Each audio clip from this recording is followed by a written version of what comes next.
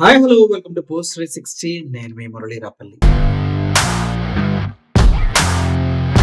మనిషికి అధికారం అలంకారం అవ్వాలి గాని గర్వంగా ఉండకూడదు, బలుపుతో ఉండకూడదు. ఇది వాస్తవం. ఏ మనిషి అయినా అధికారం కోసం పరిగెడుతున్నాడంటే అది ప్రజాసేవకైనా ఉండాలి, ఎవరికైనా ఉపయోగపడే విధంగానే ఉండాలి. కానీ కనకపు సింహాసనమునందు సునకమును కూర్చోబెట్టిన ఏం చేయనున్నట్టుగా ప్రవర్తనలు, మాటలు ఉండకూడదు. ఈ మాటలన్నీ నేను ఎందుకు చెప్తూ ఉన్నానంటే, ఒక మనిషి ఒక హీరోగా ఎదిగిన తర్వాత ఎంతో రెస్పాన్సిబిలిటీ ఉంటది. వాళ్ళ ఫ్యాన్స్ గురించి, వాళ్ళ యొక్క బాగోగుల గురించి చూడటం కోసం. మన పవన్ కళ్యాణ్ గారి గురించే నేను ఇప్పుడు మాట్లాడుతున్నాను. ఆయన హీరోగా ఎదిగితే చాలా మాట్లాడు అంటే సౌమ్యుడు, బాధ్యత కలిగిన వ్యక్తి, చెగువీర భావజాలం కలిగిన వ్యక్తి, సమాజంలో ఎంతో కొంత మంచి చేసే వ్యక్తి అని అందరూ అనుకున్నారు. కానీ ఒక విషయం నాకు అర్థం కాదు ఏంటంటే, ఆయన మాట్లాడుతూ ఉంటే మరీ దిగజారిపోయి మాట్లాడుతున్నారా అంటారు. బట్టలు ఇప్పేసి కొడతాం కొడకల్లారా అంటాడు. అదేంటి బట్టలు ఇప్పేసి కొడతాం? వైఎస్ఆర్సిపి కొడుకుల్లారా అంటాడు. వైఎస్ఆర్సిపి కొడుకుల్లారా ఏంటి? నువ్వు ఒక రాష్ట్రానికి డిప్యూటీ సీఎం గా ఉండి ఇలా దిగజారుడు మాటలు ఏంటి అని అడిగితే, భరించాం సహించాం ఏదో రాసిచ్చిన స్క్రిప్ట్ ముందు పెట్టుకొని రోతగా మాట్లాడుతూ ఉంటాడు పవన్ కళ్యాణ్ గారు. ఈయన గురించి ఎంత చెప్పినా తక్కువే. మొన్న పవన్ కళ్యాణ్ గారు బర్త్డే జరిగింది. ఆ బర్త్డే జరిగితే దాన్ని హుందాగా సెలబ్రేట్ చేసుకోవాలని ఎవరు అనుకుంటారు, కానీ వాళ్ళ ఫ్యాన్స్ అంతా కలిసి చిచోరగాళ్ళలాగా చాలా దరిద్రంగా సిచ్యువేషన్ ని డీల్ చేయడం జరిగింది. ఎందుకంటే ఒకడేమో బైక్ స్టంట్లు చేసి ఒక పాప చెయ్యి విరిగే వరకు వెళ్తే, ఇంకొకరేమో కార్ స్టంట్లు చేసి సిగ్గు లేకుండా ప్రజలకి ఇబ్బంది కలిగించారు. అదంతా పక్కన పెడితే ఇప్పుడు వీళ్ళు దరిద్రానికి దరిద్రం అన్నట్టుగా ప్రకాశం జిల్లా ఉప్పు గుండూరు అనే ఊర్లో సైకోల్లాగా స్వైర విహారం చేసి అక్కడ చాలా మందికి ఇబ్బంది కలిగించారు. పవన్ కళ్యాణ్ పుట్టినరోజు సందర్భంగా వాళ్ళు పంచాయతీ కార్యాలయం పైకెక్కి డీజే సౌండ్లు పెట్టి అసలు ఆఫీస్ చుట్టూ జెండాలు ఊపుతూ ఒక రకమైనటువంటి సైకోల ప్రదర్శన చేశారనమాట. వీళ్ళు మనుషుల లేకపోతే దుర్మార్గులు అన్నది కూడా అర్థం కావట్లేదు. మితిమీరినటువంటి మత్తులో ఇది చేస్తూ ఉన్నారని అనిపిస్తుంది. ఒకసారి ఆ వీడియో ప్లే చేస్తున్నా చూడండి.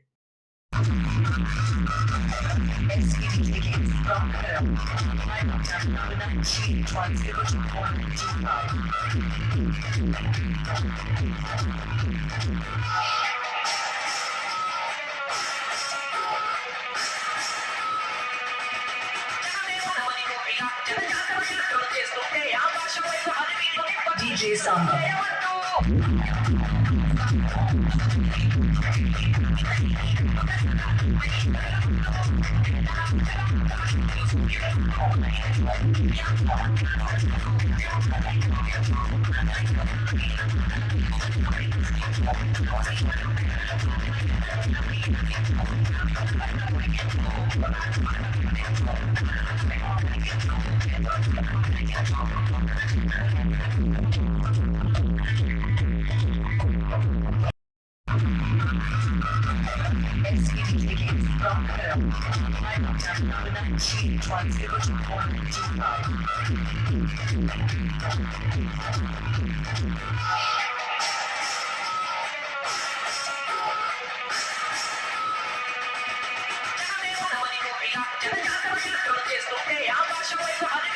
DJ Samba.